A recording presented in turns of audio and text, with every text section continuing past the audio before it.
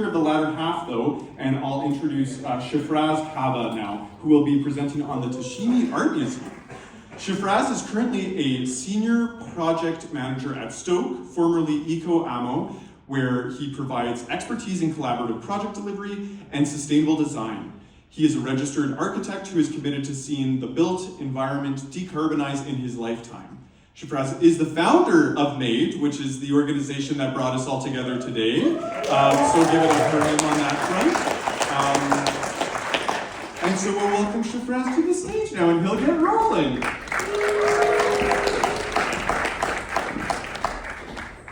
All right.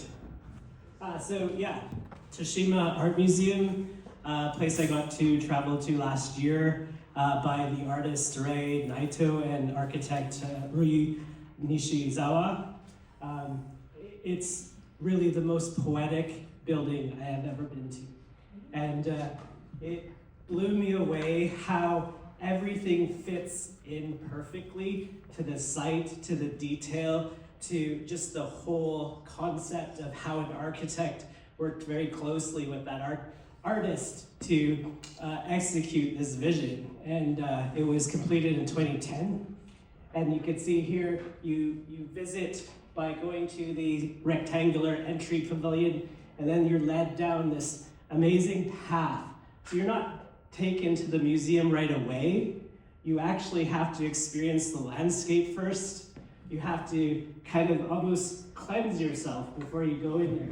So you go around this amazing forest, and you have these vistas, and you have these experiences before you enter this building that takes you out of our context and out of our place. And again, it's something that, you see the sea, the Seto Sea that the island of Toshima is in, just off the coast of Okayama, which is just west of Osaka, if you know the geography. And you get to just take in this vista before you're told to take off your shoes, you're told no photos, and you're told to be absolutely silent inside this space. And everything to me about how the artist thought this through conceptually, to the architect who created this amazing concrete shell in this landscape, it's beyond words. And I walked in, and you don't even know what you're there to see until you pause, and until you're silent, and until you almost step into the puddles on the floor. And the puddles are what this art installation is about. This is a museum that is only one piece of art, and the artist called the project Matrix. And that's my foot, because I snuck this photo, which I had to capture this experience somehow, and I was just like, everything about it just it makes me appreciate how much thoughtfulness, how much attention to detail, how much the idea of light and space was crafted. And what is amazing about the water is that it moves. So on the floor, you begin to see these rivulets of water travel into the different little puddles. And they look alive. And they look snake-like. They would slither on the floor, and I'm going, how in the bleep did the concrete finisher get the curve right? How did they craft this? And it speaks to the immense impeccability of Japanese construction, of how water would emerge from these tiny little holes in the floor. They would pool together, and they would snake into puddles. And then, when you observe it, they would fall away into these other tiny little holes in the floor. And I could have stayed there for hours just watching the pools of water, the rivulets, these bits, because they were fascinating. They really looked alive.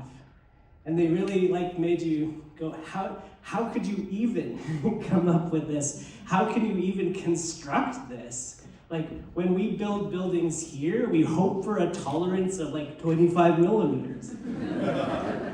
That hole was 3 millimeters. And it was phenomenal. And it was simple concrete. All this project encapsulated was a concrete floor and a concrete shell. And then it had these other elements, because if you stayed there long enough, you would see these little streamers wave in the wind, and it would remind you about the world beyond the oculus that showed you the forest and showed you the elements you're looking at and showed you how amazing life is. And essentially, that was Ryue concept. Is our existence on the earth a blessing in itself for this project? And again, I want to go back here over and over. I want to see this when it's pouring rain. I want to see this in the bright sunlight. I want to see this in every season, because it was that profound and that poetic to me. And this is this is a museum, so you have to exit through this gift shop. Again, it fits the party, it fits the whole total concept. The little stools and stuff on site all fit this whole element and concept of art in the landscape. And I don't know if there's architecture nerds, but the Nishizawa was a partner in Sana, a famous firm that Kazuyo Sejima was part of until they split apart. And they won the Pritzker Prize the same year this was built. But this is the gift shop. And again, it's beautiful in itself. It fits the whole concept. It's calm. It's also pretty silent. And this is one of the most amazing buildings I've ever seen. Thank you.